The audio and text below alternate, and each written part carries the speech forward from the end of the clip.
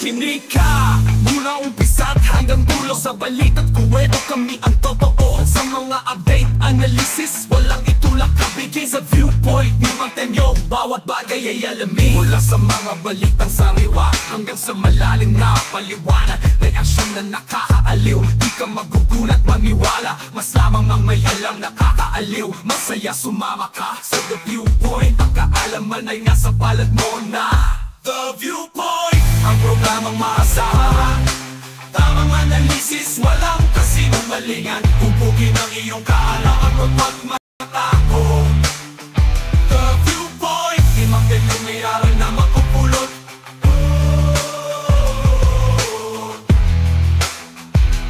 May aral na makupulot.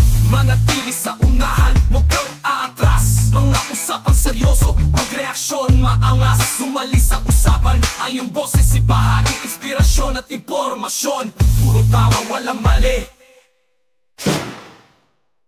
The Viewpoint, ang programang maasahan. Tamang analisis, walang kasinungalingan. Pupugin ang iyong kaalaman at magmatako. The Viewpoint, di Mang Temyo may aral na makupulot.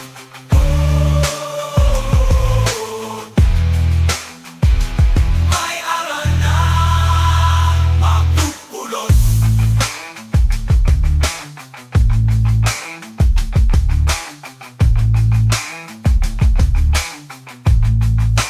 Whoa!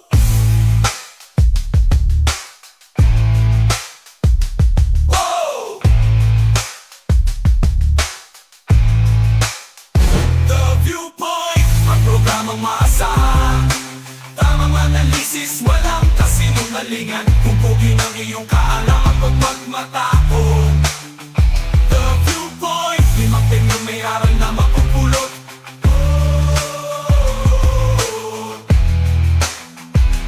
May aral na makupulot.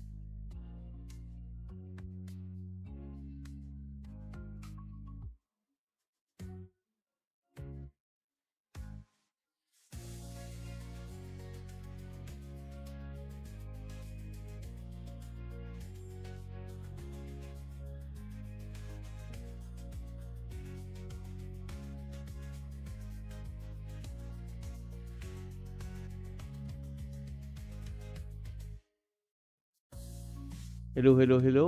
Ayan, medyo okay na yata tayo. Oo, kumpara kanina.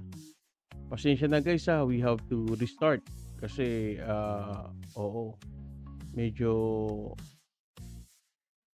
naninibago pa kasi si Mang Temyo sa setup. At isa pa ay medyo may technical problem. Yan, oo. Yan. So, bati-bati muna. Oo. Good morning, good afternoon, good evening to each and everyone. Welcome to The Viewpoint with Mang Temyo. Mang Temyo, saan man kayo naroon, ano man ang iyong pinagkakabalaan, sana'y lagi kayo nasa mabuting kalagayan, kapiling ng inyong mamahal sa buhay. Ayan. Oo. Ayan.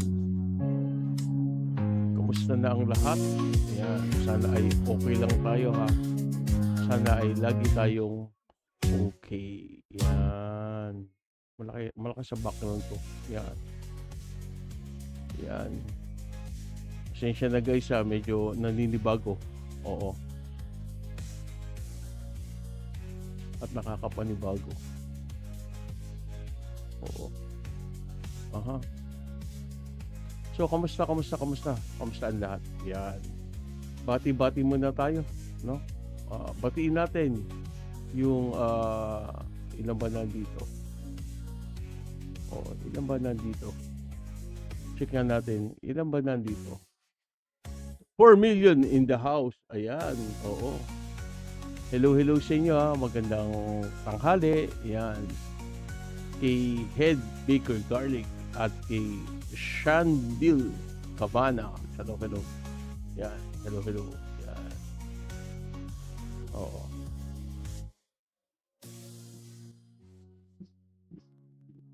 Ayan. Yun, si Makayo, dumating oh. Hello. Ayan. Tati kasi kanina kaya, happy birthday. Oy, birthday mo ba, Jerry? Walang iya ka. Oo nga, birthday pala ni Jerry. Shit ka, bro. Dito kinagalitan eh, no? 24 pala ngayon. Pambihira, oh. Oo.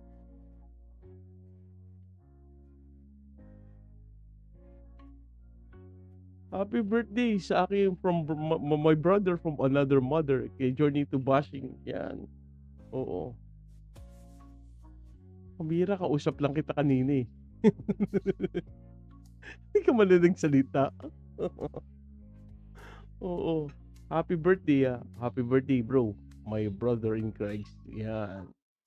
Si Journey to Bashing. Yan. Saan ka man naroon, ano man ang iyong ginagawa, ikaw may nagdi-deliver o nagluluto, sana'y masaya ka dahil birthday mo. Usit, oo, 24 ngayon, birthday mo nga. Fake news ka dyan.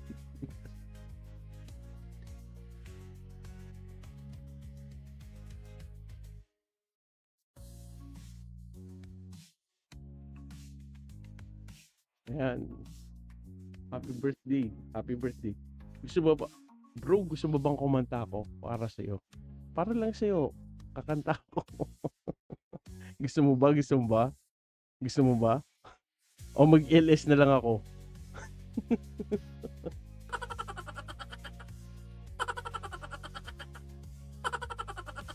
Ano ba? Gusto mo ba? Bumati. Bro, birthday mo ngayon. Pagbibigyan kita. Oo. Gusto mo bang kumanta ako o mag-LS na lang ako? Dali, habang may oras pa, magsalita ka na. Anong G? And now, huwag na. Baka mag-end bigla itong ano, itong LS. Ayan. Hello. Again happy birthday sa aking brother from another mother. Yan. Okay, Journey to Bashing. Yan.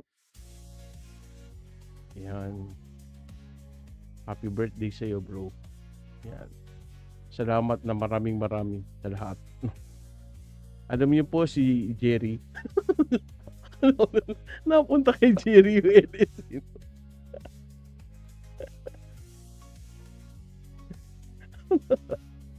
Mayaya. Alam niyo po guys, si Jerry, nung ano po yan, husit ka. Alam mo, mag-LS ka na lang.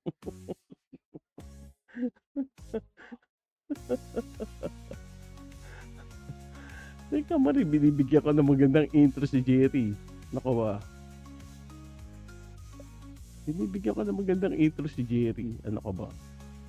Bira ka Mario. Sinisira mo yung intro ko eh. Ang ganda-ganda intro ko kay Jerry. Oo. May pa-speech. Anyway, sa aking kapatid sa faith and my brother from another mother, Journey to Bashing, bro, happy birthday. Happy birthday. Wala sa tono. Wala sa tono, masisira ako dito. Well, anyway, happy birthday, bro. And may God bless you. And pray for your good health and more blessings to come. And of course, syempre, yung increase of faith. Yan. Remain steadfast, bro. Yan. Huwag bibitiw. Yan. So, ito na nga, no? Oo. Medyo hindi pa ako talaga ganong komportable dito. Hindi ko alam ba. Nasira kasi yung aking ano, yung aking, sabitan. So, ayan, nag-impro nag-improvise ako ng patungan, kaya lang ayan, medyo mababa para sa akin. Oo, oo, 'yan. So, guys, again, good noon 'no, sa inyo lahat. And ngayon pag-uusapan natin, punta na tayo do'n sa ating topic na pag-uusapan ngayon 'no. Um, Ilan ba nandito? 7 million in the house. Sana nakapag-like na po, sana nakapag-like na po. Ano po? Opo. And share niyo na rin itong ating, LS, 'yan, oo. So, eto na nga guys, ang title ng ating LS ngayon, tungkol sa ICC 'no. ICC coming soon. Sabi nga, the end is near for Duterte and Bato 'no. Yung pinakahuli kasing balita tungkol sa ICC 'no, ah, may posibilidad, sabi, may posibilidad na ilabas na nga daw yung, arrest warrant laban kay, PRD o kay former President, Duterte at kay Bato de la Rosa, 'yan. So, alam naman natin kung patungkol yun, kung patungkol saan yun, siyempre patungkol yun doon sa, ah, war on drugs 'no, ng, Duterte administration 'no. Yan yung, tungkol sa EJK,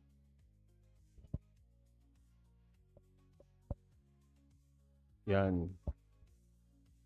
Okey na. Yan yung patungkol sa EJK 'no, na naganap di umano nung panahon ni PRRD. So, yung investigasyon ng ICC 'no ngayon ay nakatuon sa mga alegasyon na malawakang paglabag sa karapatang pantao 'no. Kabilang na nga yung gaya na aking sinabi yung, EJK. Noong kasing panahon sa pamumuno ni Duterte 'no, bagamat umatras na tayo 'no, alam naman natin na ang Pilipinas ay hindi na miyembro ng ICC mula nung 2019 'no, iginigiit ng korte na meron pa rin silang jurisdiksyon dahil yung krimen, nangyari bago pa, kumalas ang Pilipinas sa ICC. Pero ito ay, tawag dito, inapila 'no ng isang, party list congressman nun. Sa pagkakatanda ko, si, Edsel Lagman 'no, na ito ay may kinalaman nga dun sa kung ano ang, tugon ng Korte Suprema tungkol nga sa status ng ICC at batay sa Korte Suprema, bagamat tayo nga ay hindi na miyembro ng ICC, pero patuloy pa rin dapat na, matugunan yung kaso sapagkat hindi naman nawala yung kaso, ang nawala lang ay yung pagiging miyembro natin ng ICC. So, sa pagkakatanda ko, yun ang pagkakatugon ng Korte Suprema noon. So ngayon 'no, may bali-balita na ang ICC daw ay wag ka na kumanta, Mantemyong, wag na. Ipagkatiwalaan mo na kay doktora 'yan, oo. May bali-balita na ang ICC daw ay maglalabas na nga ng warrant of, arrest o arrest warrant 'no. Actually, nag-umpisa yang bali-balita na 'yan July pa, 'di ba? Sabi nila, by July baka maglabas na ang ICC ng ano, ng warrant of arrest, pero hindi nangyari at, according nga kay Carpio ay baka 'tong, end of September ay, ilabas na ng ICC yung, warrant of arrest. Oo, 'yan, batay kay Carpio 'no. Teka, pumatong ako, ayun. Ayan, goods. Kita ba? Ayan, nakalagay dito, ayan, oh. Carpio, ICC warrant may be out by September, no? Wake me up when September ends. Nakalagay diyan, retired Supreme Court Justice Antonio Carpio said on Tuesday, highlight natin. Yan. Retired Supreme Court Justice Antonio Carpio said on Tuesday night that the investigation of the International Crime Court ICC prosecutor into the lakihan daw natin. Talaga marami request talaga eh. Yan. Pwede lakihan. Yan. Lakihan daw natin. Yan. Yan. Okay, malaki na yan ha. Okay na. So, nakalagay dito. Wala talaga ako. Yan. Ayan.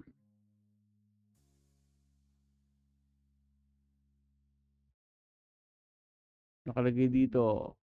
Retired Supreme Court Justice Antonio Carpio said on Tuesday night that the investigation of the International Criminal Court ICC prosecutor into the brutal campaign against illegal drugs had reached pivotal point. Sabi niya dito, I think the day of reckoning is coming closer because what I'm hearing is that a warrant of arrest will be issued by ICC sometime in September. So pag sinabing sometime in September, since September na ngayon, no, maaring malamang baka katapusan. Pero meron naman nagsasabi na baka nga daw ang pagbibigay ng o paglabas ng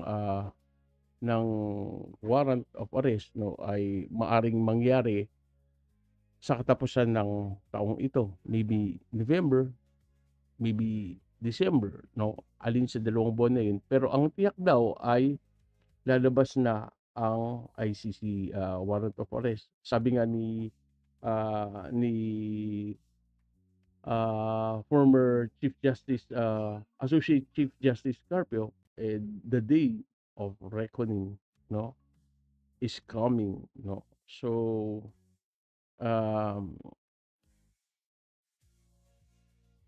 medyo siguro nakakabahala talaga yan kung ang tatanungin ay sa bahagi nila Duterte, di ba? Kasi alam naman natin na may kinalaman sila dyan tungkol sa EJK, no? Pero teka lang guys, may nakalimutan ako. Talaga si mga Temyo makakalimutan eh. Oo, dali lang guys. Para pala, dyan sa news, may news report nga pala tayo tungkol dyan. No, puntahan natin yung ating news tungkol dyan sa ICC. Wait lang guys. Puntahan lang natin siya.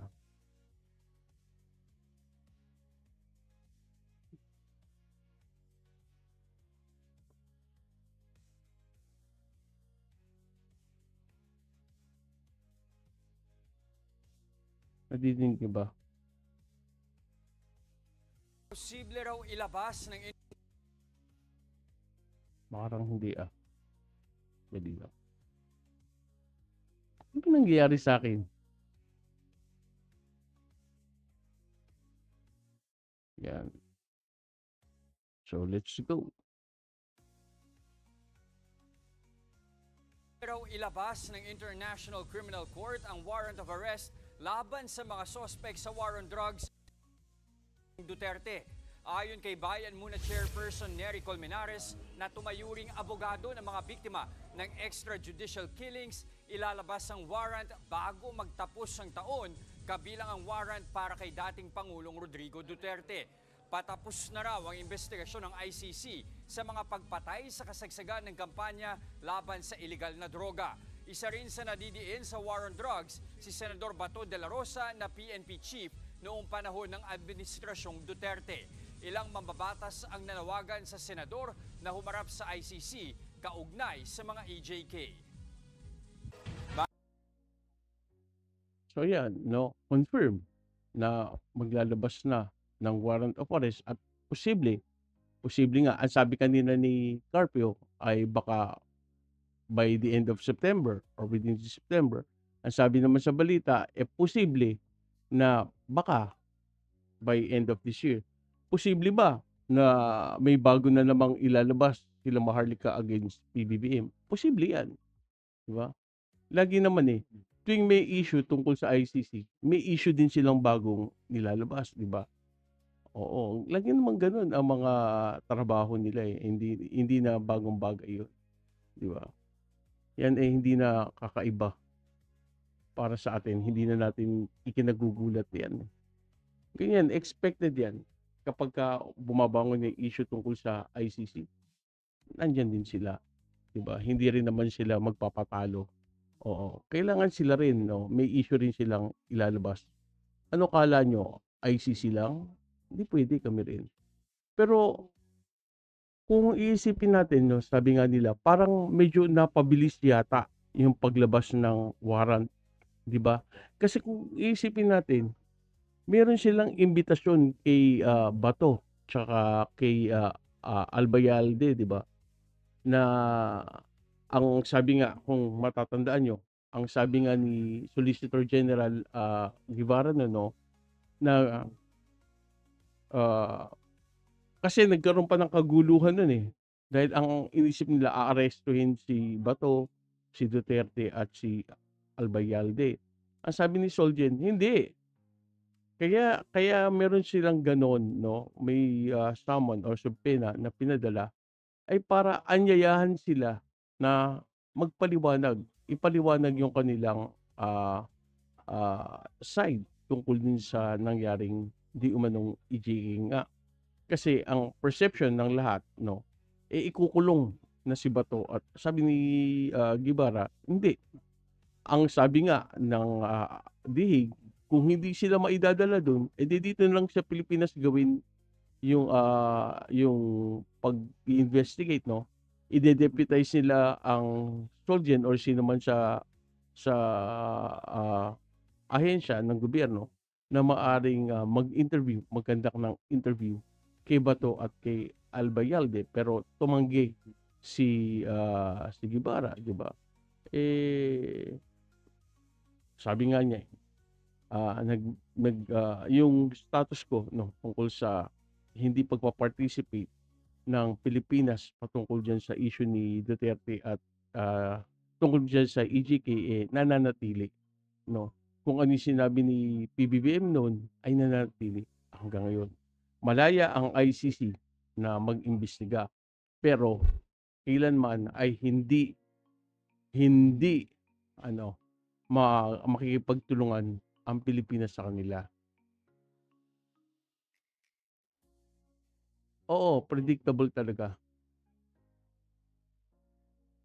Sabi ni Mayo, ano pa kaya ang bala nila against kay PBBM? Hindi natin alam, no? Oo.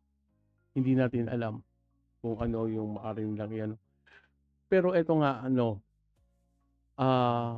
sabi nila parang medyo mabilis yata dahil wala pa namang investigation or hindi pa man na-interview si Bato at si Abaylay.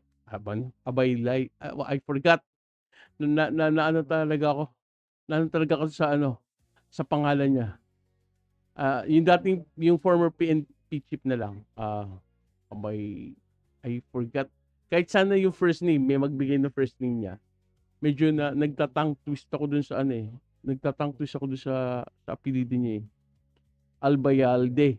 What's his first name? Sino kayo makapagbigay ng first name ni General Albayalde? Nagtatang twist kasi ko no? Kaya nga sabi ng mga kritiko, no? Parang ang bilis naman yata. Hindi pa na-interview sila Bato at si General Albayalde. Oo, sabi niya. Sabi ng mga chismoso sa kanto. Pero sa akin naman, sa palagay ko lang baka kaya isa sa dahilan, no, na parang naging mabilis yung investigasyon. Actually, Oscar, thank you bro. Oscar, ayun, si General Oscar. Pagka si General Oscar, pertaining to Albayalde. Medyo nagtatang twist kasi ko eh. Sana yun na lang ang pinakano doon. Oo. Sira ang ulo si De Alba. Ba't sinama mo si Ba't mo sinama si Dibold? Hindi naman kasama yun. Oo, si General Oscar lang. Ikaw talaga. Huwag mo isama yung hindi kasama. Baka ma-cyber libel tayo niyan. Huwag mo isama yung hindi kasama. Pusit na si Di Alpha. Ayan.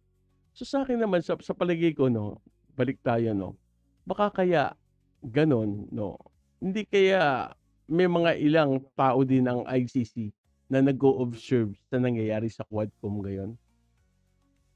Di ba? Posible kaya na kung tong dalawang to ayaw makipag-cooperate, ayaw magpa-interview, matigas na sinasabi na hindi sila magpapa-interview, di ba? O de, sige, eto pala eh, di ba? Meron pala silang ginagawang hearing tungkol sa EJK. Dito na lang kami observe. Diba? At may mga testimonies ng mga witnesses doon, di ba? Kahit walang documents yan, yung testimonies is tinatanggap na rin yan. No? Oo. Kung walang documents na available. No? So siguro, ako yun lang iniisip ko na malaking bahagi ang Quadcom dun sa maaring naging pasya ng ICC para i-release, no, o mag-release ng warrant of arrest kung totoo man by the end of this year. Pero may sinabi naman ang Quadcom patungkol diyan eh, kung sakaling mag-iimbestiga ang ICC, ay willing naman sila, no, na gamitin ng ICC yung ginagawang pagdinig sa Quadcom, no. Ito yan, puntahan natin yan. Hindi lang guys.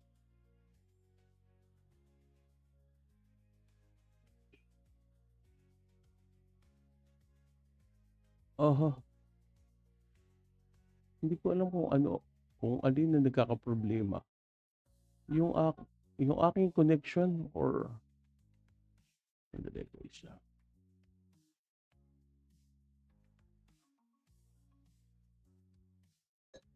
sandali lang guys. Ayun, nagkakaproblema ako sa presentation. Yan.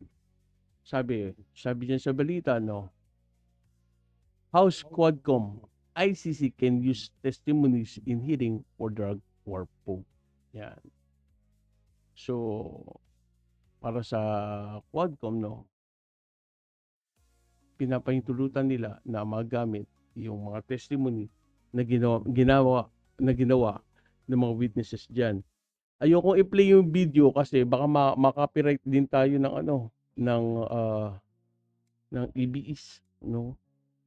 Hindi ko nalagay sa sa description eh. Pag may nakalagay ng description naman, hindi naman sila nang-copyright. Wala akong nakalagay na description, baka tayo ma-copyright.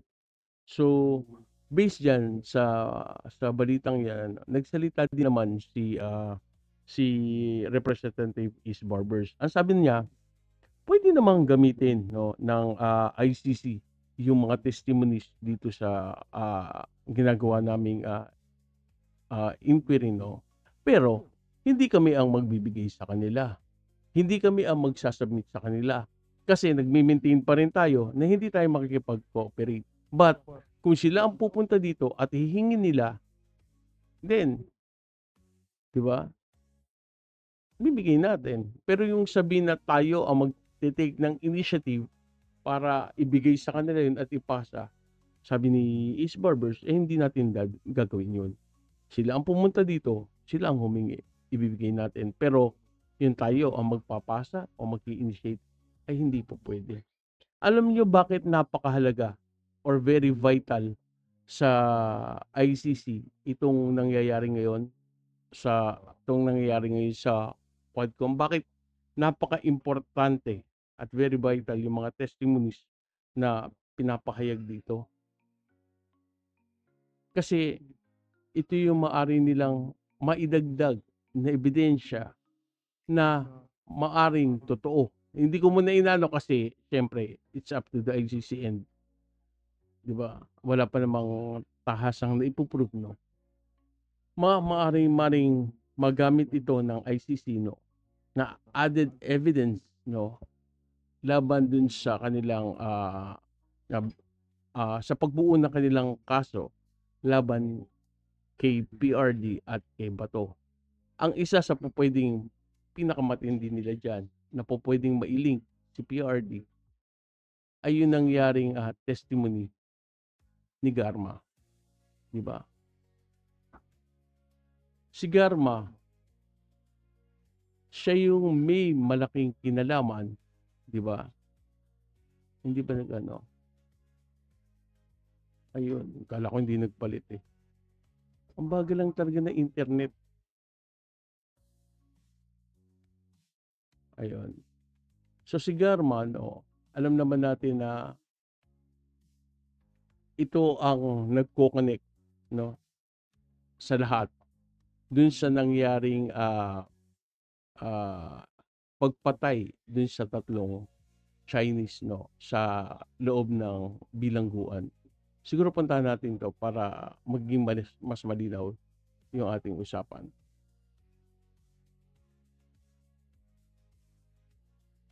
Hindi yan. Ba't nakiroki tayo? Ito. Yan. Naalala niyo yung tatlong Chinese drug lords na napatay sa loob ng bilangguan? Bago natin ibalik kay Garma. Kasi ito yung pinaka-umpisa nun eh. Di ba? Dito lumutang yung pangalan ni Garma. Sabi dito, di ba? The House Quad Committee on Thursday approved a motion to invite President Rodrigo Duterte to hear his side after the source person implicated him in the killing of 3 Chinese drug lords in Davao Prison in 2016. During Thursday probe, inmate Fernando Magdadaro, ito yata si Tata, di ba? And Leopoldo Tan Jr. said they were promised money and liberty in exchange for killing the 3 alleged Chinese drug lords. Sabi dito ay, sinabi niya, may ipapatrabaho ko sa iyo at may basbas sa taas. So, kinlaro kung sino yung taas. Di ba? Baka matulungan ka rin namin na makalaya. Kakausapin namin ang presidente. Yun ang taas na tinutukoy nila. Ang nagsalita niyan ay si SPO4 Arthur Rasolis patay sa testimony na inihayag ni Tata. Sabi niya, sayang din itong isang manok kada ulo. Sa aking pagkakaintindi at pagkakaalam, ang isang manok ay 1,000,000. Yun ang sabi ni Tata sa Joint Committee. Sinabi pa ni SPO4 Arthur Narasolis na ang mga Chinese na mga ito ay drug lords at galit ang presidente sa kanila. So, tuloy natin. After surveillance, Tan said he informed the person who gave him the hit order that it might be difficult to kill the 3 Chinese because they were detained in the foreign ward, which is separately by a wall from the maximum security compound. So, magiging mahirap sa kanila na sundin yung kanilang mission dahil nga itong tatlong Chinese foreigner nasa kabila, no, nasa foreign ward. Nakahiwalay sa kanila na dingding lang ang pagitan. No, separated by a wall di ba? Mula sa security compound kung saan sila ay na-detain. So, sinabi rin, no, batay na rin sa statement ni Tata, no, idinagdag pa ni Leopoldo Tan na kami ay nasa panig ng gobyerno at pinangakuan kami ng kalayaan maliban sa konting halaga. Dahil dito, pumayag na ako sa kanyang pakiusap. A search was conducted in their call on August 11, 2016, and the 2 inmates said it was made to appear that shabu was found in their pocket, triggering the move to bring the 2 to solitary confinement. So, nagplanta ng ebidensya doon sa dalawa para magkaroon ng dahilan na sila ay malipat, no, kung saan naroon nakadetani yung tatlong Chinese drug lords, no. On that evening, August 13, tata na lang, stab the three using bladed, kasama yung si Tan.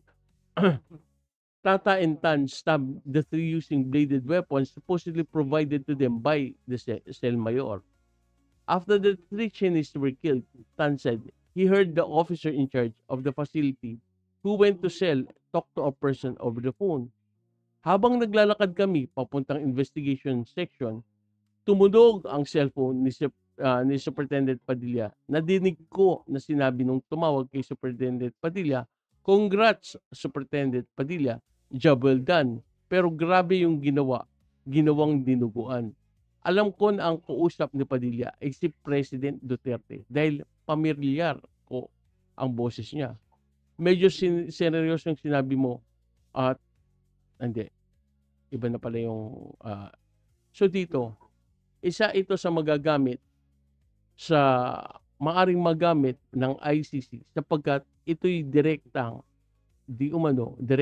may konektado kay Duterte dahil batay na rin sa pag-testify ni Tata, may narinig siya na pamilyar na boses na kinongratulate si Padilla.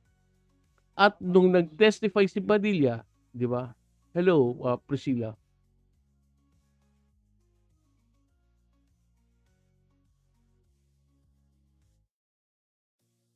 Hindi makaka-copyright tayo ko sa sabi ni Alpha, may probable cause based dun sa naunang investigator ng ICC.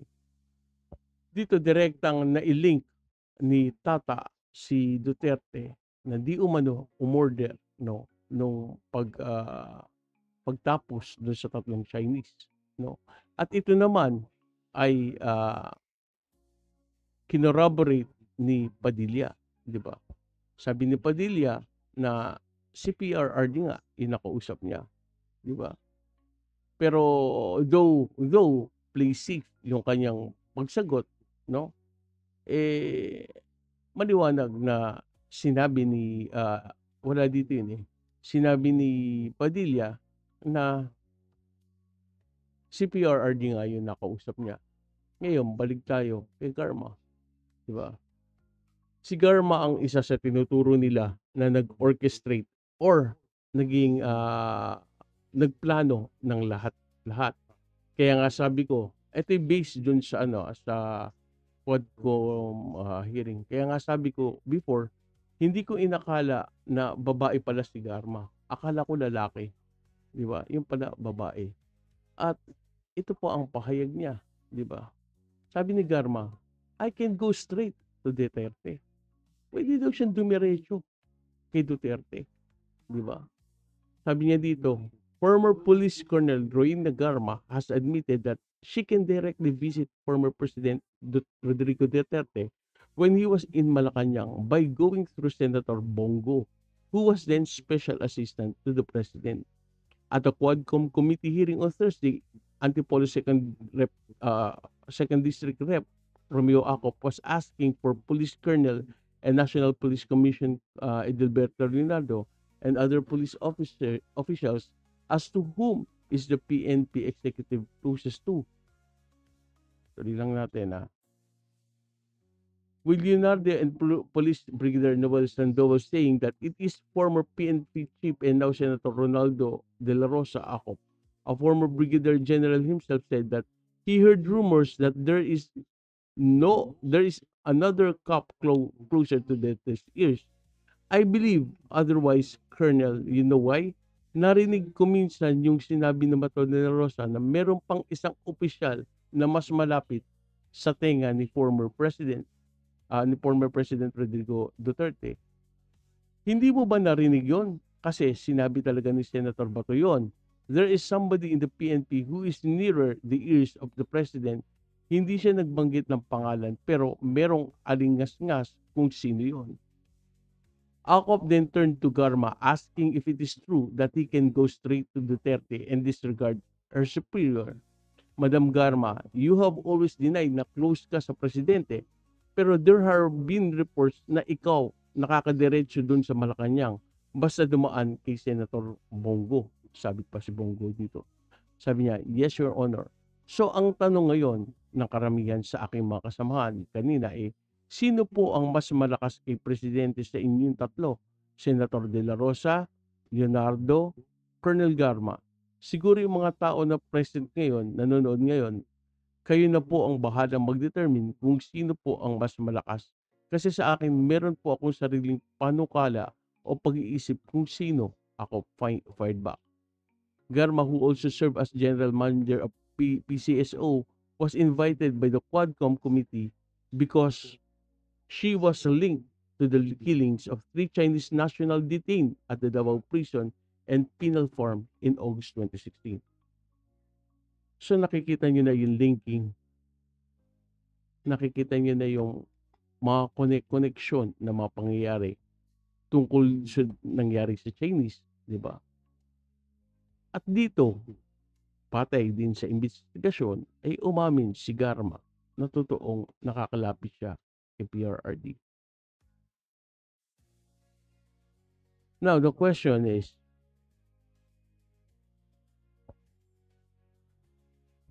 alam niyo na, tatanong ko pa ba? tatanong ko pa ba? Oo. Tama kaya yung narinig? Tama kaya yung narinig na boses nung si Tata at ni Padilla na di umano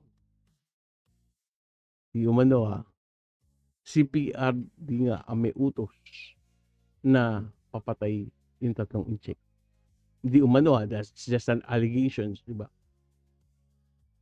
Kaya nga sabi ko, itong mga statement na to, dahil direkta na tumutukoy na mayroong kinalaman si PRD ay maaring magamit ng ICC. Kaya nga sabi ko kanina, di ba? Baka kaya napabilis ng onte yung pagpapasya ng ICC na ilabas yung what do you call this, warrant of arrest. Baka lang naman, no? Dahil sa nag-observe din sila sa nangyayari sa Quadcom. And I think they've heard enough, di ba? Para ikumpleto o makumpleto yung kanilang investigation. Di ba? At hindi lang naman yan. Hindi lang naman yung kay Garma, hindi ko gano'n maidiin pa kasi hinahanap ko yung isa pang news item na mas yung merong something na special, no? Yung quote and unquote, wala akong mailagay. Hindi ko makita kaya ayokong ganong expound dahil tayo baka lumabis sa kailangan. So, for now, yan lang yung akin nakuha na inamin niya na totoong clue siya kay nakakalapit siya kay PRD dahil sa pamamagitan ni Bongo. Diba?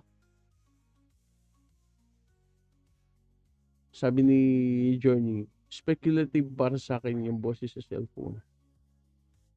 Kasi totoo, bro, pwedeng siya yun, pwedeng hindi. Kasi boses lang nga eh. Di ba? Pwedeng siya, pwedeng hindi.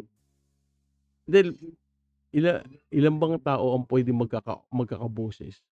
Sa phone lang naman kasi. Di ba sana bro, di ba? Kung ano siya, kung video call, di ba? Oo, hindi mo maididinay yun kasi nakikita mo. Pero kung through phone din lang, di ba?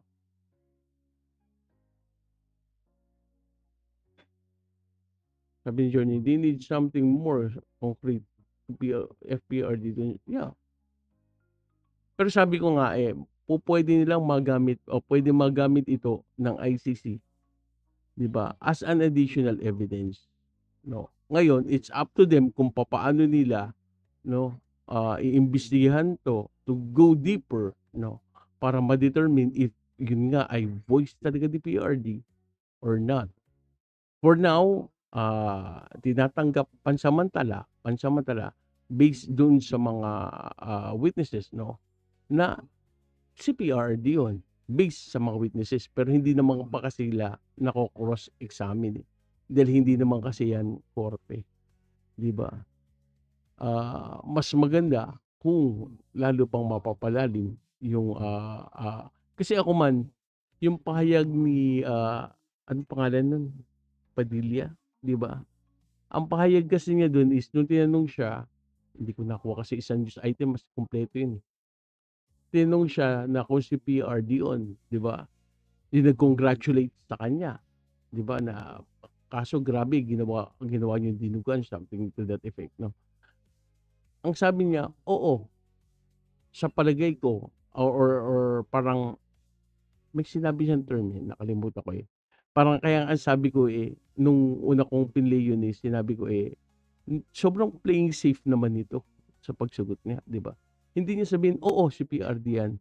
Hindi si PRD yan. Kasi sabi ko nga kung naalala niyo, 'di ba, kung yung be-base tayo sa statement ni Padilla na may term siyang ginamit tapos doon ko siya inipit, eh, 'di ba? Kasi yung term niyan yun is open, eh. Kung ako ang sa side ni PRD, open to ano yun, eh, to attack, eh, 'di ba? Kasi hindi mo pa rin pala kilala, 'di ba? Hindi ka pa rin sure though kahit sinasabi mo ngayon na si PRD yun, something like that, 'di ba? Oh. But as for now, I can say pupuwedeng magamit ito ng ICC, no? But it's up to them kung papaano nila iimbestigahan pa lalo, 'di ba? Ito pa ang isa na pupuwedeng magamit ng ICC, 'di ba? Kasi sabi ng Quadcom, 'di ba, they can use yung mga testimonies. So, iniisa-isa natin yung mga available na testimonies na napahayag na sa, ah, sa Quadcom na pupuwedeng magamit ng ICC. Bakit ba ang bagal talaga ng net natin? Oo. Nakalagay dito, yung statement ni Mabilog. Ang tagal, oh. Ang tagal mag-load. Oo. Hintayin lang natin guys, ah. Ayun. So nakalagay dito, Mabilog willing to testify in ICC. Isa pa to sa pupwede o maaring possible, no?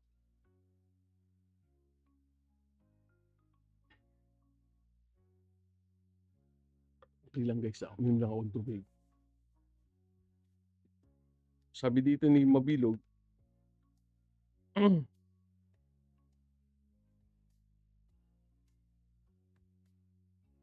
sabi dito ni Mabilog, no?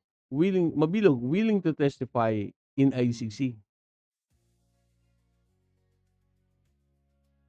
Former Iloilo Mayor Jed Mabilog is willing to testify before the International Criminal Court on the Duterte on the Duterte administration's war on drugs. Mabilog, who has accused by former President Rodrigo Duterte of being a protector of drug dealers, said he can testify in whatever venue against the drug war. Of course, I am very much willing to fly anywhere, The Hague or whatever venue in the Philippines, because all that I have to do is to tell the truth. Ano ba yung mga itinestify or ano ba yung mga ipinahayag ni Mabilog dito na maaaring magamit ng ICC against the Duterte kung kukunin nila yung report or gagamitin nila yung report ng Quadcom? Punta tayo dito. Nakalagay dito, Mabilog reveals alleged 2017 plan to force him to tag Rojas Drilon as drug lord. Dito tayo sa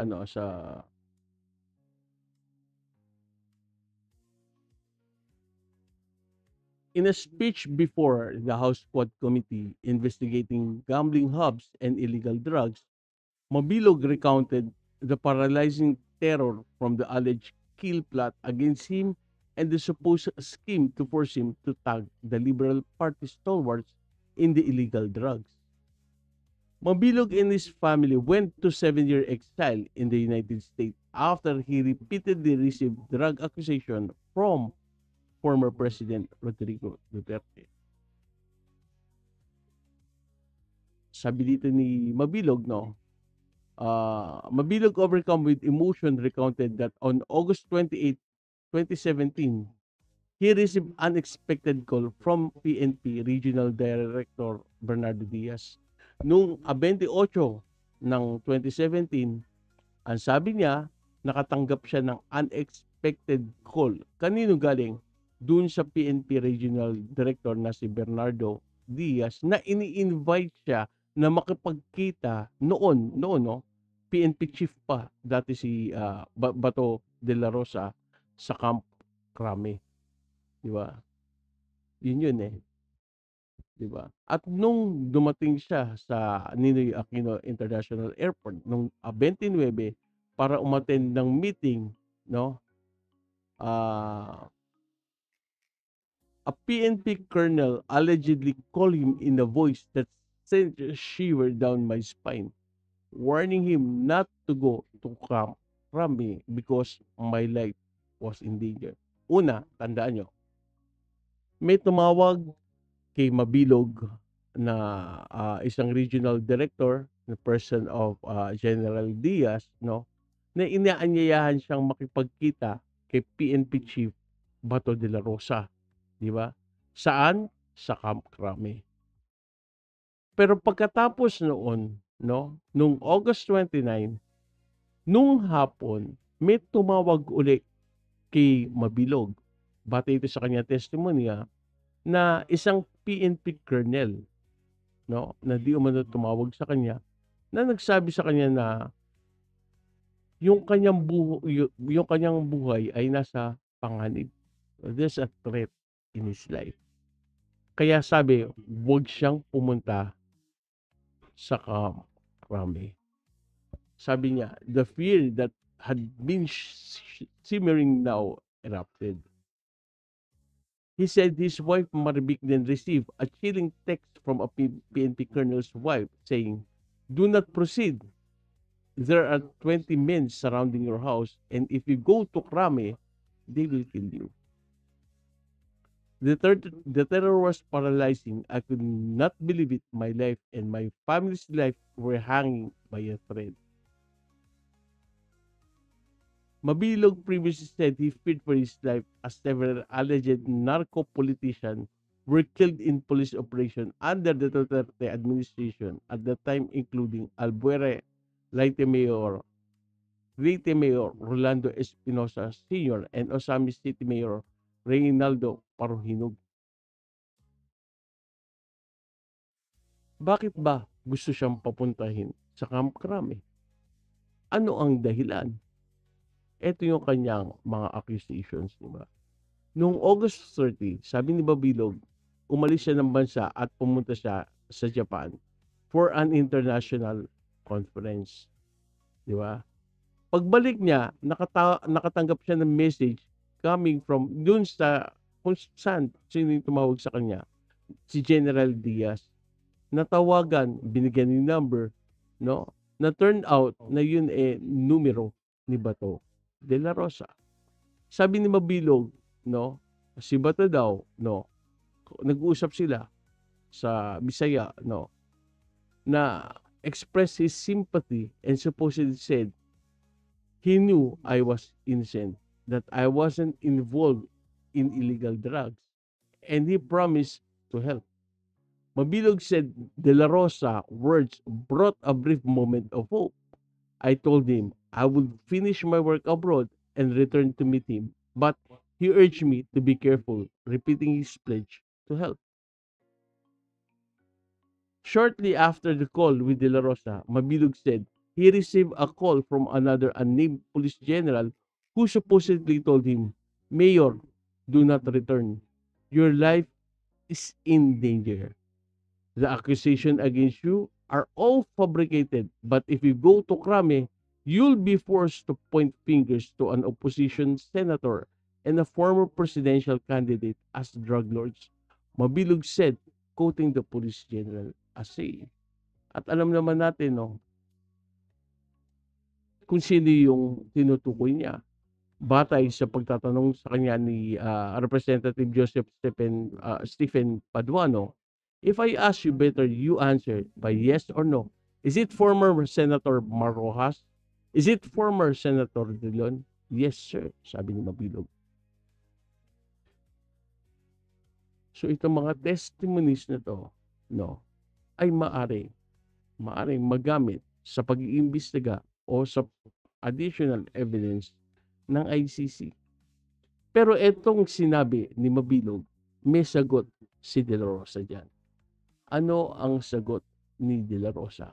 Tinanggi ba niyang nakausap niya si Mabilog? So puntahan natin yung report or yung interview kay De La Rosa or yung news item patungkol dyan. News report pala, news item. Wait lang guys.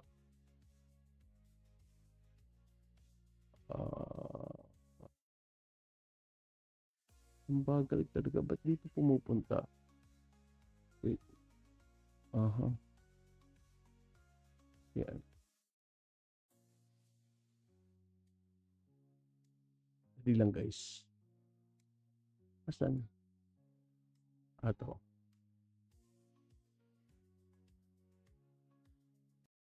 Bigyan natin na audio. Baka walang audio. Oopsie. Yan.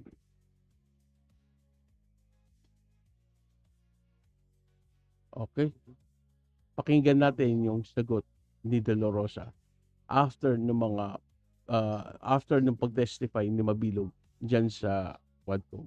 Halatang naisirain ang kampo ng mga Duterte at pahinain si Vice President Sara Duterte sa 2028 national elections. Ito umano ang layunin ng mga pagdinig sa House of Representatives, partikular na ang Quadruple Committee o Quadcom ayon kay Senador Ronald Bato de la Rosa.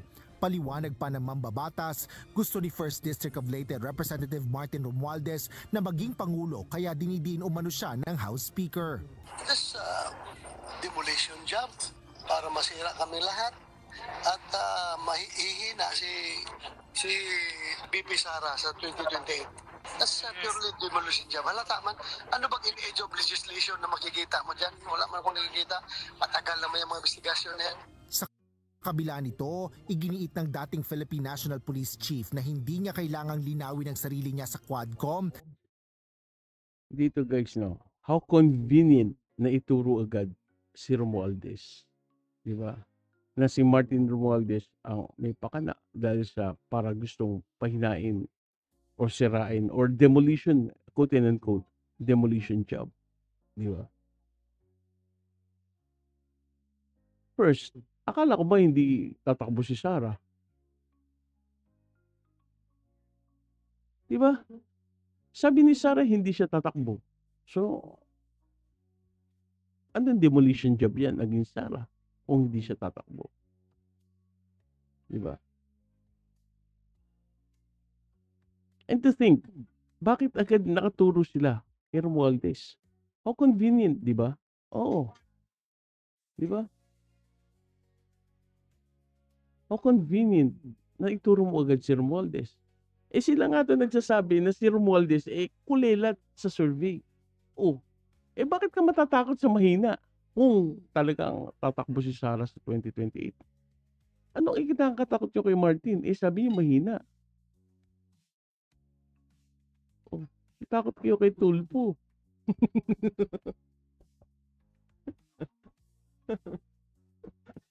Di ba? Tama ba guys? Di ba? Ba't kayo kay Martin natatakot? Sabi niyo nga mahina, di ba? Oh.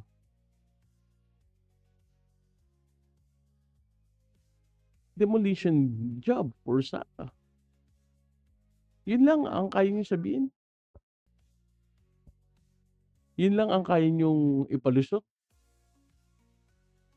Akala ko ba hindi tatakbo si Sara? Di ba? And the nerve na sabihin mo na balikan nga natin, may sinabi siya dito eh. Dito. Yan. Na makikita mo dyan, wala man akong nakikita. Matagal na may mga investigasyon na yan. Sa kabila nito, iginiit ng dating Philippine... May na-miss tayo eh. Wait. Mahihina balik natin. para masira kami lahat at mahihina si BP Sara sa 2028. Sabi nila, this is a demolition job para masira kami lahat at hihina si VP Sara sa 2028. Akala ko ba hindi tatakbo? Di ba? That's a purely demolition job. Halata naman. Ano ba in the aid of legislation na makikita mo dyan? That's purely demolition job. Halata man, ano bang in age of legislation na makikita mo dyan? Wala man akong nakikita. Matagal naman yung mga investigasyon na yan. Wala daw siyang makitang in aid of legislation. Kamusta naman yung PDEA mo? Bato? Kamusta naman yon? Ano na naging resulta pala nun? Anong batas? Anong bill ang na-file mo patungkol doon? Papanata na naman ako nito ni Jerry. Sabi naman nito, kailangan para authentic, may puncher hole. Bill. Mag-file siya ng bill. Kailangan pag evidence, may puncher hole para authenticate. No? Yun ba? Ay, yung kay OJC, ano pa pwede mong ano pa pwedeng batas na i-create mo doon? Di ba nalang siya pagtanggol mo si Kibuloy? Bawal mag-bunker. Ano na? Gumawa. Natatawa ako. Gumawa tayo ng batas na bawal mag-bunker. Di ba? Kung tutusin, ang daing-daing nalantad dyan sa Quadcom na yan. Yung mga mambabatas dyan, ang daing-daing nila magagawa dyan bills patungkol dyan. Di ba? Yung pagpapaintig na lang sa war on drugs, yung mga na-involve sa mga drugs, di ba? Yung pagpapalabas ng mga list, di ba? Oo. Dapat vetted, verified, and talagang di ba? Hindi lang yun, yung tungkol sa Pogo. Ang daing-daing batas na po pwede nilang makuha diyan sa ginagawang Quadco. 'Di ba? Ang hindi ko maintindihan yung sa'yo, 'di ba? Kaya nga sabi ni Bro Jerry, wow, talaga coming from you talaga ba 'to? Oh. Coming from ba 'to? Na ano ba ang naipasa niyang batas? Ano ba nangyari sa committee niya? 'Di ba? Meron ba? May nangyari ba? O 'di ba? Oh, siguro nga Bro J, yun ang isang batas na ipapasa ni Bato. Para maging authentic yung evidence, dapat may puncher hole. Yun ang matindi doon. at para kayo ay dapat may bunker. Oo, dapat huwag kayong magbabunker, di ba? Oo, ganun ba? Ang bihira, Tuloy natin to. Sa kabila nito, iginiit ng dating Philippine National Police Chief na hindi niya kailangang linawin ang sarili niya sa Quadcom dahil ayaw niya ring masira ang tradisyon ng interchamber courtesy. Ayaw niya masira yung interchamber courtesy or interparliamentary courtesy. Yun ang sabi niya, di ba? Kaya ayaw niya dumalo sa Quadcom. Pero, naalala niyo ba yung sinabi niya? Kapag si Presidente Duterte ay pumayag at maanyayahan niyo dyan, ay sasama ko. Di ba? So, willing mong i-break yung tradition na sinasabi mong quote and unquote na interparliamentary courtesy the moment na magpakita lang dyan si PRRD. Ganun pala bakit? Di ba, pati mo umpisahan? Di ba? Nadalo ko rin pala. Di ba?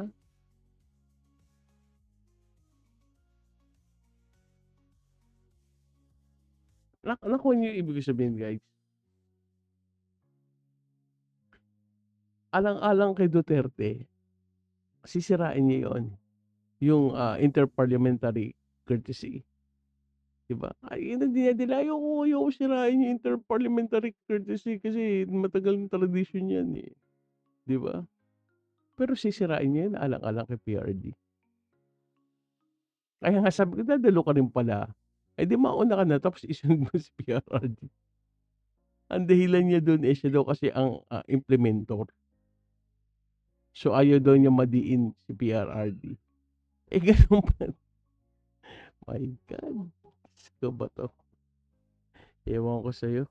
Oo. Gayunman, sinabi ni Senador De La Rosa na hindi siya natatakot sa Quadcom. Tumanggi rin itong sumali sa anyay fishing expedition sa House hearings o paghahanap ng mga kasalanan ng kampo ng mga Duterte. Ay, hindi ka pala natatakot sa Quadcom, ba't hindi ka humarap? Di ba? Dagdag pa ni Senador De La Rosa, wala rin siyang planong magsagawa ng counterattack sa Quadcom o ano pa mang hakbang para hindi ito malaglag sa kanyang 2025 re-election. More than anything else, yung malaglag man ako hindi. Ang concern ko is I have to live longer to see my apo. My apos growing up. Kaya mas concern ako sa health ko kaysa dyan sa papanalo sa next year's election. Samantala, itinanggi rin ni Senador Bato de la Rosa ang umunoy planong ipaturo sa nooy dating mayor ng Iloilo City na si Jed Mabilog na ilang opisyal bilang drug lord. Aniya, wala siyang intensyon na ipaturo sa kanya ang mga taong matitino at wala sa ugali niya ang gayon. Meron bang ginawa si President Duterte na gano'n noon? Wala naman. Imposible naman yan mangyari. Paano mo idadama yung si Senator Drilon? Sabi niya, meron bang ginawa si Presidente Duterte na gano'n? Oo. Sino? Di ba si De Lima?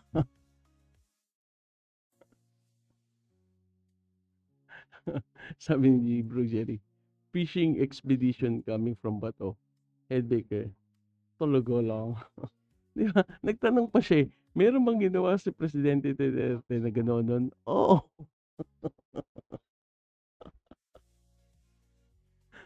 Oo. Sino? Si De Lima, di ba?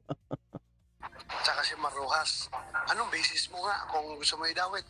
Anong basis kung bakit gusto idawit? Di ba pinakita ko na yun last time? Yung mga ebidensya kung bakit gusto di umanong isama si Marujas sa list ng narco-list. Allegedly, list na narco-list. Bakit? Di ba during the campaign, sinabi ni Rojas na hindi totoo na ang Davao peaceful. At hindi totoo na ang Davao ay drug-free. Di ba? Oh, pinakita ko sa inyo, di ba? Yung nangyaring bypass operation. Hindi lang nung panahon ni Duterte, maging sa panahon ni Bastay. Imagine, naging mayor ang tayo niya dun for 20 years. And then he's planning to eradicate drugs dito sa Pilipinas within 6 months. Samantalang sa Davao pala ay umiirad at hindi rin pala niya naresolba. Nung binulgar ni Marion, ano yung naging sagot ni Duterte? Hindi ba nag-gaslight lang? Ikaw nga, ano ba ginawa mo sa DILG? Ikaw nga, ganito, ganito. Ikaw nga, ganito, ganito. Pero hindi niya sinagot. Diba? Wala siyang konkretong explanation patungkol doon. Bakit kay Drilon? Hindi ba batay na rin doon siya, ebidensyang ipinakita ko last time. Balikan niyo na lang yung LS. Di ba nandun lahat yung evidence? Di ba? Di ba inakusahan nga niya si Drilon na nagdi-disturb? Pangalawa, yung sa kasong ABS-CBN, di ba? Kino-question siya ni Drilon. Di ba? Yun yung mga ilang mga basis na maaring, quote and unquote, na maaring yung allegations nila or yung allegations ni Mabilog ay maaring baka totoo. Dahil yun na basis eh. At yung sinasabi niya walang ginawang ganun si Duterte. Usapin mo si De Lima, hindi mo yata kinakausap si De Lima. Mag-usap kayo ni De Lima para mas masaya. Di ba? No. Walang ganun. Dapat pangalanan niya kung sino yung general na nagsabi sa kanya para tanong natin kung anong basis niya. Pakinggan niyo yun na may ilalabas tayong ebidensya mamaya. Sabi niya, dapat pangalanan, is referring to Mabilog, dapat pangalanan niya yung general. Di ba?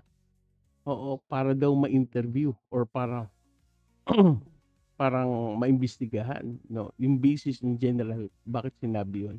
Mamaya, diyan ka lang. Saan siya nakakuha ng informasyon na yan? Sa susunod na pagdinig ng Senado kaugnay ng isyu na kinasasangkutan ni Alice Guo, plano ni Senador De La Rosa na questionin si Mabilog, partikular na ang umano'y pamimigay ng payola sa isang dating Chief PNP. Isasagawa ang susunod at huling Senate hearing ng Committee on Women kaugnay ng isyu sa Philippine Offshore Gaming Operator o POGO sa Martes, September 24. Asher Kadapan Jr. Ayan guys. No?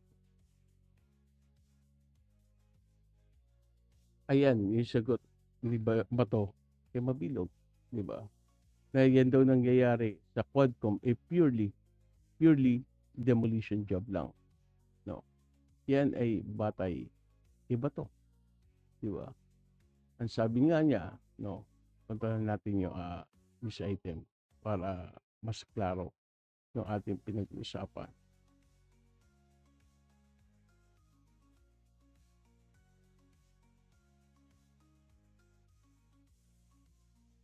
Hintay mo yung tumabi ka muna dyan. Andiyan ka kasi. Oo. Punta natin yung news item. Ay, ba't wala? Teka lang guys. What's happening? What's happening? Uy, ba't wala? Matayo niya mag-appear. Teka lang. Wait lang guys. Ayun, kaya naman pala eh. Hindi talaga mag-a-appear. Nakapikit eh. Dapat pagka nakadilat. Papira ka man tayo. Ayun din talaga. Ayun. Bagal lang talaga na net. Mabagal talaga ang net. Oo. Sabi dito, De La Rosa says, Mabilog Squadcom testimony part of demolition job. Di ba? Eh, nung sinabi niya, balikan lang natin. Demolition job para masira kaming lahat at hihina si VP Sara sa 2028 fishing expedition. Mahaganap na mga kasalanan ni Duterte at kanyang mga associates, De La Rosa said. Wala akong info at wala tayong basis na ipapaturo siya at saka hindi namin ugali natin ipapaturo. Bakit naman ganun ipapaturo ko yung mga taong matitino? Meron siyang binanggit dito tungkol sa general.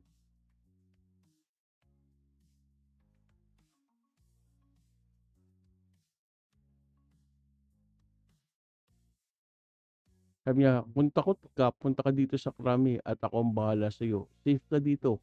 Walang mangyayari sa iyo pag andito ka. At kumbinsihin ko si President Duterte na disente ka na tao, matino ka, mabait siya, tingin ko. Mukhang hindi naman siya sira ulo. Hindi naman siya loko-loko. So ang sabi dito ni Bato, no, yung nangyayari daw is purely demolition job, di ba? At sabi niya, di ba? Hello Enigma. Sabi niya dito ay ituro yung general, di ba? Para mabigyan linaw, parang ganoon, di ba? Naalala niyo yung sinabi ni Bato, guys? Oo. Sino ba yung general yung tinutukoy dun? Ito yun,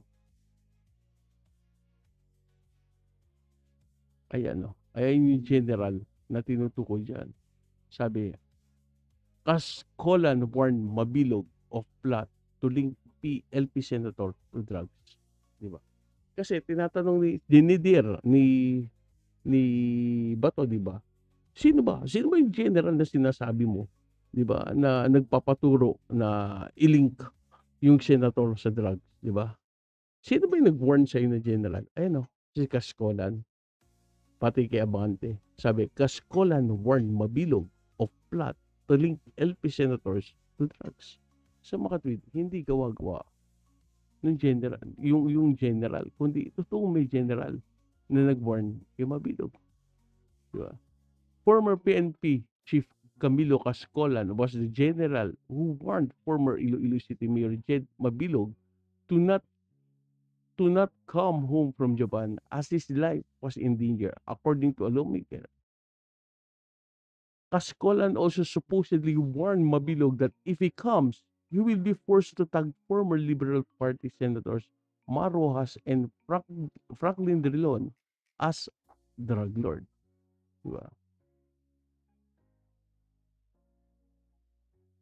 Sabi ni Abante, Abante is one of the teka,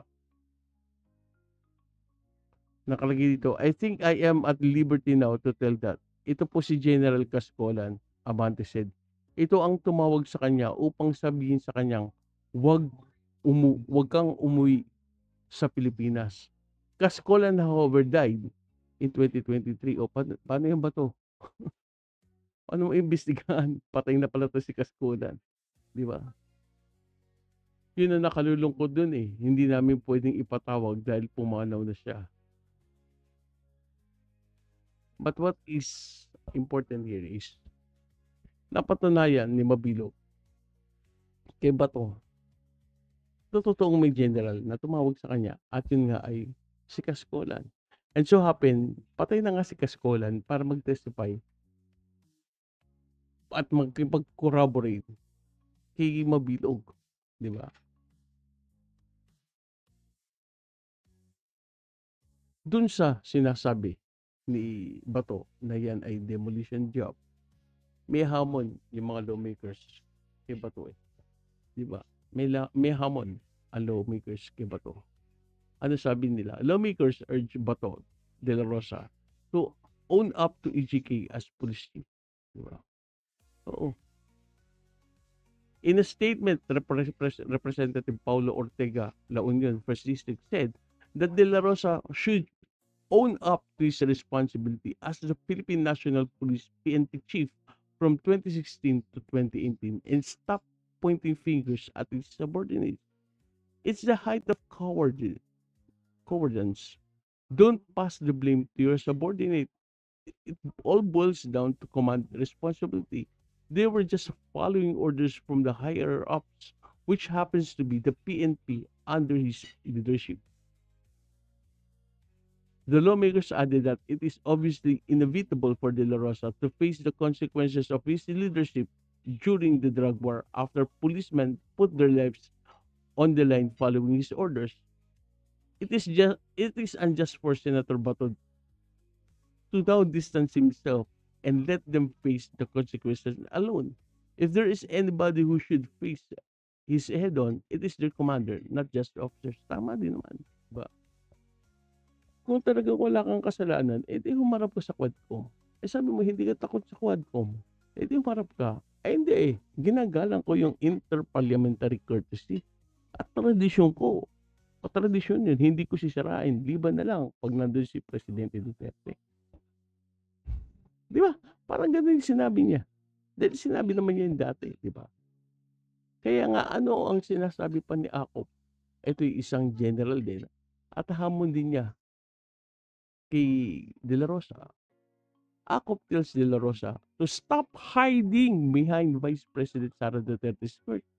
Nagtatago ka pala kay Sara eh. Senator Bato de la Rosa should stop hiding behind Vice President Sara Duterte's skirt and address the allegations against him in connection with former President Rodrigo Duterte administration's drug war. Diba? Sabi ni Akop, there's no demolition job here. Only legitimate questions that need clear answers. Diba? Senator De La Rosa should be man enough to face the facts that and take responsibility instead of hiding behind VP Sara's skirt. Ouch. Di ba? Sakit noon. Di ba? He likewise reiterated that the hearing focused on unveiling the truth behind the extrajudicial killings and human rights violation during the Duterte's war on drugs and its connection to illegal Philippine offshore gaming operators, POGOs, and the drug trade. For Mayor Mabilog testimony is crucial. Our goal is to craft laws that will end up to these crimes, not to play political games. Ayan. Di ba? O yan, Bato. O, mista mo yan. O, dahil that mayor din siya eh. Si Akop eh. O, mista mo yan. Upper class lang nga.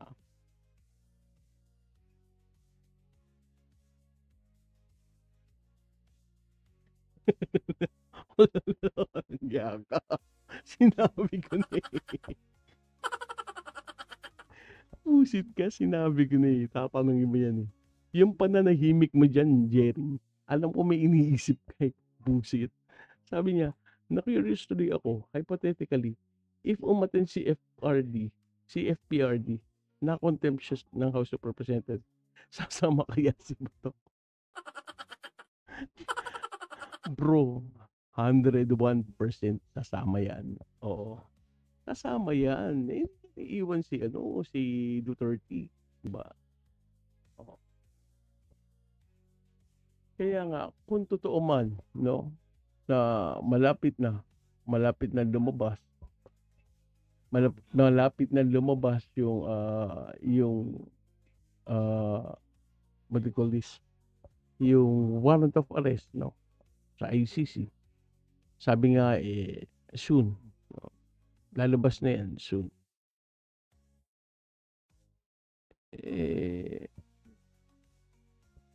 Medyo dapat siguro maghanda-handa na rin sila Bato, di ba?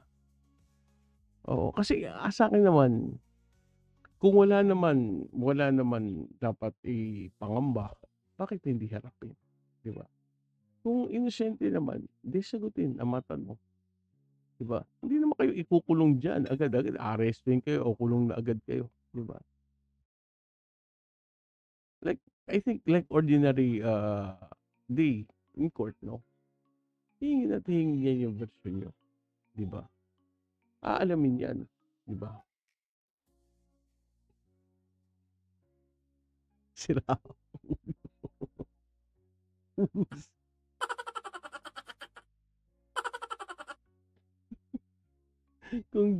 kung sakali daw ba nasasamahan ni Bato, kikiligin daw kaya tayo.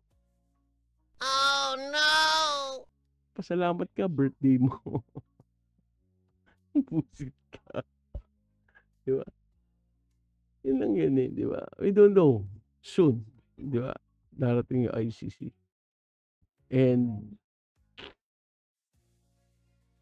ewan ko kung paano nila harapin to, no? Paano nila harapin kung sakali man dumating to. Pero naninindigan pa rin naman ang ating gobyerno, no? Kung darating ang ICC dito, dumating kayo, pero don't expect na entertainin namin kayo, di ba? Oo. Nakibato na yun, tsaka naki-PRD. Nakahanda na ba sila kung sakali? Are they ready? I guess so. Kasi ang tagal na yan eh. Di ba? Ang problema na nga kasi nito ito.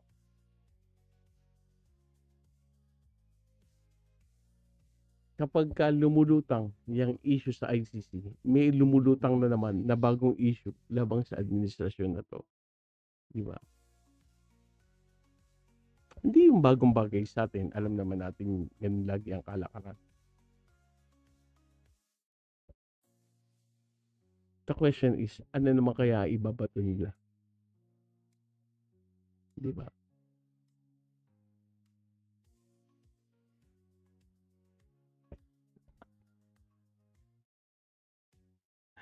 Oh no! Still contemptuous part, pusit. Yeah. Well, antabayin na lang natin. Abangan na lang natin ang susunod na kabanata. Kung ano magaganap. Kung matutuloy ba o hindi.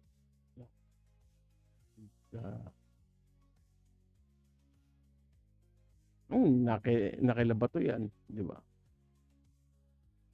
Kung paano nila harapin yan. Diba? Matatakasan pa ba nila yan? We don't know. Diba? Just wait and see. Tignan natin kung matuloy yan, no, ano magiging hakbang nila Duterte at ni Bato. Pero ang tsak dyan, darating yan at malapit na nga daw. Maybe, baka sa end year na to. Probably if it's not mid-November, baka bago matapos ang December. Yan. So guys, yan ang ating paksang pinag-usapan ngayong araw na to, at maraming salamat po sa pagsama nyo kay Mang Temyong. Don't forget to like, share, and subscribe.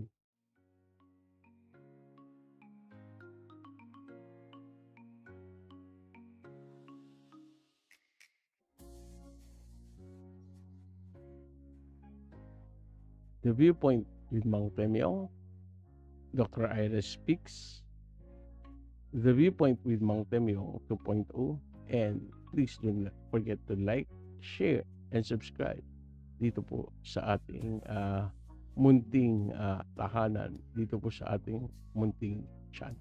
Yan. Sa aking mga mods na walang sawang sumasama kay Mang Temyong, maraming salamat po sa inyo lahat. Ayaw pumalakpak, Marie.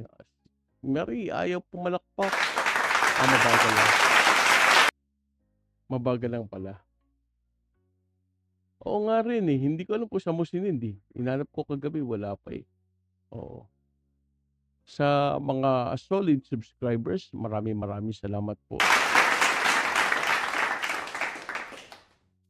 Sa mga newly subscribers at mga nagpa-members, salamat po na maraming. At sa lahat-lahat, maraming salamat po. At happy birthday kay Journey to Understanding at Journey to Bashing. Happy birthday, bro. God bless you. God bless your family. Good health. And lahat ng wishes mo sana matupad in God's given time. And God's given peace. Yan. Thank you very much, guys. Thank you. And God bless us all. Now, this is Mang Temyong. Now, signing out. Bye.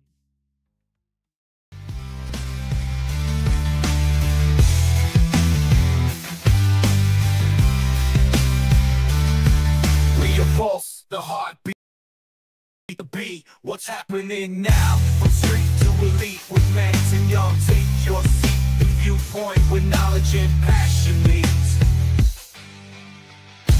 Stay ahead, stay sharp, don't lag behind. In-depth discussions, expand your mind. Join the conversation, let your voice find inspiration and info, the perfect kind. Tune in, listen close, here's the deal. Bite-sized episodes, we keep it real. Updates on events, the latest drill. Mang Temyong's view got the perfect feel. The heartbeat, the beat, what's happening now? From street to elite with Mang Temyong. Take your seat, the viewpoint, the knowledge and passion meets. From breaking news to analysis, deep engaging reactions. Don't fall asleep, stay informed, entertained, take the lead with the viewpoint, knowledge you'll keep. We oppose the heartbeat, the beat, what's happening now? From street to elite with Mang Temyong. Take your seat, the viewpoint, the knowledge and passion meets. We oppose the heartbeat, the beat, what's happening now? Street to elite with Mang Temyong. Take your seat, the viewpoint with knowledge and passion meet. The heartbeat, the beat, what's happening now? Street to elite with Mang Temyong. Take your seat, the viewpoint with knowledge and passion meet.